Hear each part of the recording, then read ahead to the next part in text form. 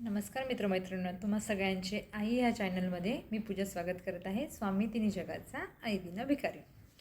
चला तर मित्रमैत्रिणींनो, आजचा विषय आहे लहान बाळांना सर्दी खोकलं झाल्यास की आपण घरच्या घरी कशा प्रकारे त्याची काळजी घेऊ शकतो, किंवा सर्दी खोकलं झाल्यावरच कशाला होण्याच्या आधी पण आपण कुठल्या प्रकारची काळजी घेऊ शकतो. याच्यासाठी मी आज अगदी सोप्या आणि घरगुती पद्धतीचे 4 उपाय सांगणार आहे. तर मित्रमैत्रिणी, वातावरण आता सध्याचे वातावरण एवढे बदलत आहे की हिवाळ्यातसुद्धा पाऊस पडतो, उन्हाळ्यात पण पाऊस पडतो, पावसाळ्यात पाऊस पडत नाही बऱ्यापैकी. आता एवढे दिवस पाऊस लांबणीवर पडला आहे, तर बऱ्यापैकी लहान मुलांवर पटकन या बदलणाऱ्या वातावरणाचा परिणाम होतो आणि लहान मुलं सर्दी खोकला ताप याच्याने आजारी पडतात. तर मला पण 2 मुलं आहेत, एक मुलगा एक मुलगी. मी पण त्यांच्या अगदी सोप्या पद्धतीने घरच्या घरी नियमित काळजी घेत असल्यामुळे त्यांच्यावरती सारखं सर्दी खोकलं तर असं येत नाही. तर आपण काय करू शकतो, असे मी आज तुम्हाला घरच्या घरी 4 उपाय सांगणार आहेत. त्यातला पहिला उपाय म्हणजे बाळाला जायफळ. जायफळ हे प्रत्येकाच्या घरात अवेलेबल असते. तर म्हणजे घरात असतेच, मसाल्याच्या डब्या म्हटलं तर जायफळ असतेच. पण जायफळ घ्यावं आणि जायफळीला एक छोटंसं देवाचं सामान जर त्याच्यात साण मिळते, त्या साण्यावरती जायफळ ओघळून त्याची पाणी टाकून ओघळायचे त्याला चांगल्या प्रकारे, आणि त्याचं ते हे होतं ते एक मिश्रण एका चमच्यात किंवा वाटीत काढायचं.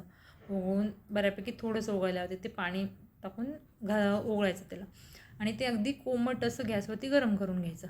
आणि त्याच्यात हळद अगदी चुटकीशी हळद घालायची. हळद का तर हळद ही जंतुनाशक असते, तर ती चुटकीशी हळद घालायची, त्याला कोमट असं गरम करून घ्यायचं. आणि ते गरम झाल्यानंतर मग ते मिश्रण थोडं आपल्या इथे लावून बघायचं. आपल्याला चटका तर नाही लागत आहे ना. आपल्याला अगदी कोमट लागल्यास तसंच कोमट मिश्रण बाळाच्या कपाळाला, गालाला, दाढीला, नाकाच्या वरती, मनगटांना आणि छातीला आणि पाठीला लावायचे, जेणेकरून तो वास बाळाच्या नाकातून त्याच्या अवयवातून, म्हणजे बाळ हात तोंडात घालतं त्याच्यातून त्याच्या शरीरात ते जातं आणि सर्दी खोकला पटकन बरा होतो. बाळाला शी होते त्याच्यातून त्याचे कफ निघून जातात, किंवा उलटी करतं बाळ त्या वासाने, तर त्याचे कफ निघून जातात. दुसरा उपाय जायफळ आईच्या दुधात. कारण 6 महिन्याच्या बाळाला आपण 6 महिन्यानंतर पण 6 महिन्याच्या खाली बाळाला आपण वरचं पाणी देत नसल्यामुळे आईच्या दुधात थोडंसं अगदी उगून 1 थेंब त्याला पाजून द्यायचा. आणि जर 6 महिन्याच्या मोठं असेल तर त्याला पाण्यामध्ये ओघून 1 थेंब किंवा 2 थेंब जास्तीत जास्त पाजून द्यायचं. त्याच्यामुळे त्याचे कफ उलटीद्वारे व शिवीद्वारे निघून जातात. दुसरा उपाय म्हणजे ओवा. जे प्रत्येकाकडे असतातच घरात ओवा आपण काय करायचे, थोडं ओवा घ्यायच्या, त्या तव्यावरती ओवा, थोडं जाळ मीठ किंवा जाळ मीठ नसेल तर बारीक मीठ, आणि आपण लसूण निसतो ना, तर त्याचे वरचे फोतरे सुकलेले लसूणचे फोतरे ते फेकायचे नाही, ते आपण साठवून ठेवायचे एकाच्यात. ते फोतरे म्हणजे ओवा, मीठ आणि लसूणची फोतरे ही तव्यावर चांगल्या प्रकारे गरम करायची, त्याची धुरी बाळाला द्यायची. आणि धुरी दिल्यानंतर ते जे मिश्रण असतं ना, ते एका कॉटनच्या रुमालात काढून त्याच्याने तव्याने बाळाची छाती, पाठ आणि घसा चांगल्या प्रकारे शेकून घ्यायचा. त्याच्याने बाळाला खूप पटकन 24 तासात तुम्हाला कळेल की अरे इतक्या लवकर त्याचे कफ मोकळे झाले, बाळाची छाती मोकळी होते, घरघर आवाज कमी होतो आणि त्याचे नाक वाहून ते कफ निघून जातात. आणि आता तिसरा उपाय म्हणजे विक्स.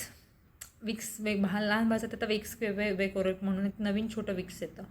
ते काय करायचं, आपण ते विक्स, आपल्याकडे ते विड्याची पानं मिळतात, ती कुठल्याही पानवाल्याकडे तुम्हाला मिळून जातील. विड्याची पानं घ्यायचं, त्याच्यावरती वरच्या भागाला ते विक्स लावायचं आणि त्याला गॅसवरती अगदी मंद आचेवर त्याला गरम करायचं, कोमट गरम करायचं.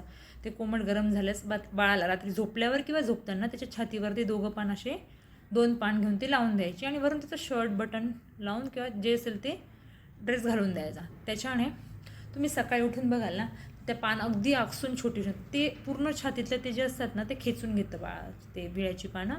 त्याच्याने पण बाळ खूप पटकन त्याचा श्वास घ्यायला मोकळं होतं आणि कफ निघून जातात.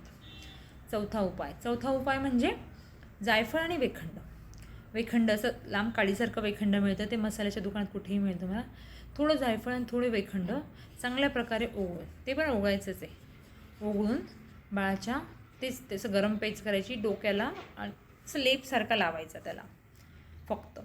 त्याच्याने सुद्धा बाळाला खूप पटकन बरे वाटते.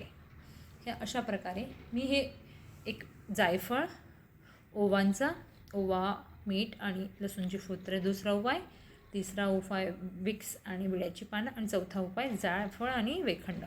ही अगदी घरात असलेली मी वस्तू सांगितल्या आहेत, त्या 4 उपाय तुम्ही करून बघा बाळांना. नक्की फरक पडेल. चौघांपैकी बघून तुम्ही 1 किंवा 2 पण करा, तर तुम्हाला 100% त्याचा फरक पडेल. आणि लहान बाळांना जर सर्दी होऊ द्यायची नसेल, तर तुम्ही आधी म्हणून नियमित करायचा उपाय म्हणजे ओवांची आणि ओवा, मीठ आणि लसूणच्या फुलांची धुरी बाळाला घरात संध्याकाळी करायची, बाळाला वाफ द्यायची आणि त्याच्याने रोज शेकून घ्यायचं. बाळाला सर्दी खोकला होत नाहीच एवढं लक्षात ठेवायचं. आणि अगदी म्हणजे थोडं वर्ष 1.5 वर्षाचं बाळ असेल तो पण मी उपाय सांगते. जर वर्ष 1.5 वर्षाचं बाळ असेल ते मिश्रण टाकू शकतो. सर्दी खोकला झाल्यास काय करायचं, आलं घ्यायचं, ते किसून किंवा ठेचून घ्यायचं, त्याचा रस काढायचा आणि एका चमच्यामध्ये मध घेऊन आल्याचा रस मिक्स करायचा आणि ते चाटण बाळाला सकाळी उपाशी पोटी, बाळाला म्हणजे मुलांना जे वर्षाच्या वरती असेल त्यांना ते चाटण प्यायला द्यायचं आणि त्याच्यावरती कोमट पाणी द्यायचं. त्याच्याने सुद्धा बाळांना खूप फरक पडतो. त्यांची सर्दी खोकला आणि कफ पटकन निघून जातात. अशा प्रकारे मित्रांनो मी अगदी सोप्या पद्धतीचे घरात असणाऱ्या वस्तूंचे मी उपाय सांगितला आहे. तुम्हाला उपाय कसे वाटले नक्की ट्राय करून बघा. आवडले असेल तर माझा व्हिडिओ नक्की लाईक करा, शेअर करा आणि माझ्या चॅनलला सबस्क्राईब करायला विसरू नका आणि मला असा सपोर्ट करत राहा. धन्यवाद.